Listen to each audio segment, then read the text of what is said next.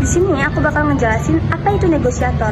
Jadi, negosiator itu adalah seseorang yang bertindak sebagai perantara dalam suatu proses negosiasi untuk mencapai suatu kesepakatan yang saling menguntungkan antara pihak yang lain.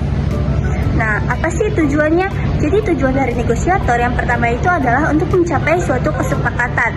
Nah, untuk mencapai suatu kesepakatan tentunya kita harus mencari sebuah solusi yang disetujui oleh kedua belah pihak, sehingga kesepakatan yang dihasilkan itu adalah kesepakatan yang saling menguntungkan, tidak ada pihak yang dirugikan. Lalu yang kedua adalah menyelesaikan konflik. Menyelesaikan konflik itu dengan cara mencari solusi di mana suatu masalah atau perbedaan antara kedua belah pihak itu dapat terpecahkan atau terselesaikan. Nah, selanjutnya adalah mendapatkan hasil yang optimal. Hasil yang optimal dalam negosiasi adalah mencapai suatu kesepakatan di mana tidak ada pihak yang merasa dirugikan. Jadi kedua belah pihak itu merasa sangat diuntungkan. Lalu yang terakhir adalah mempertahankan hubungan, di mana hubungan itu dibangun dan menjaga hubungan baik antara pihak. Nah, selanjutnya saya akan membahas ciri-ciri negosiator. Pertama, ada kemampuan komunikasi yang baik, yaitu dapat mendengarkan dan berbicara dengan efektif. Yang kedua, ada berorientasi pada solusi, yaitu fokus pada pencapaian kesepakatan. Yang ketiga, ada berwawasan luas, yaitu agar dapat memahami konteks permasalahan dengan baik. Keempat, ada empati tinggi, yaitu dapat memahami sudut pandang kedua belah pihak tersebut. Yang kelima, ada kemampuan beradaptasi, yaitu dapat mengubah pendekatan sesuai situasi yang sedang terjadi.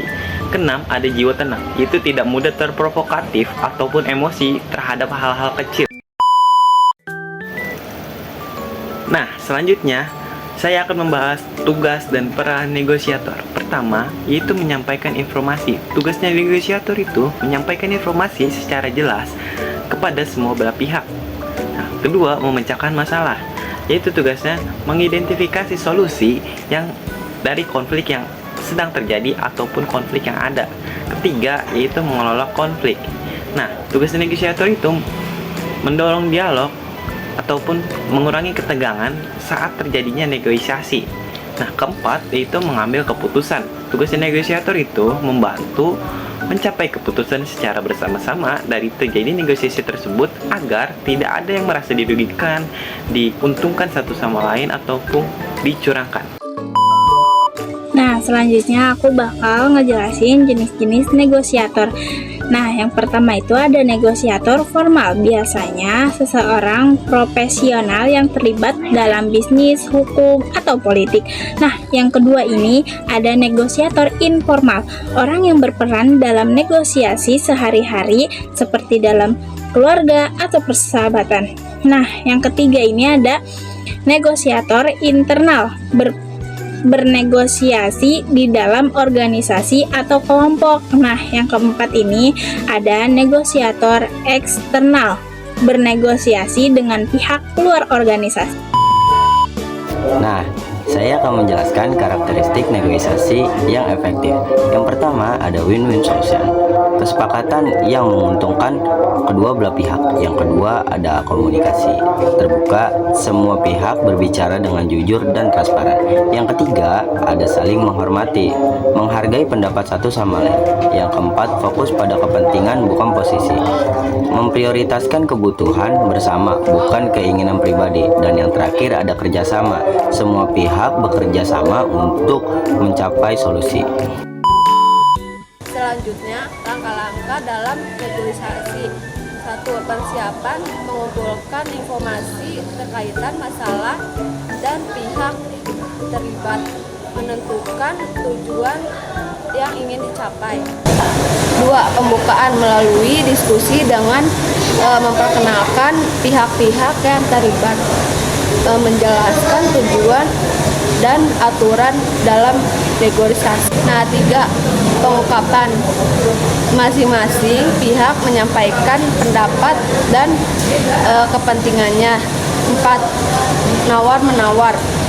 Melakukan diskusi untuk mencari solusi yang dapat diterima semua pihak. 5. Kesepakatan. Membuat keputusan bersama dan mencatatnya sebagai sepakatannya resmi. 6. Penutupan. Penyimpanan hasil negosiasi dan pembangunan komitmen untuk menjalankan kesepakatan. Nah, selanjutnya aku bakal ngejelasin kaidah kebahasaan yang satu, ada fenomena atau kata. Fenomena atau kata ganti adalah kata yang digunakan untuk menggantikan kata benda atau orang, baik tunggal maupun jamak. Nah, yang kedua itu ada kalimat langsung. Nah, kalimat langsung adalah kalimat yang menyampaikan ucapan seseorang secara langsung, biasanya ditandai dengan tanda petik.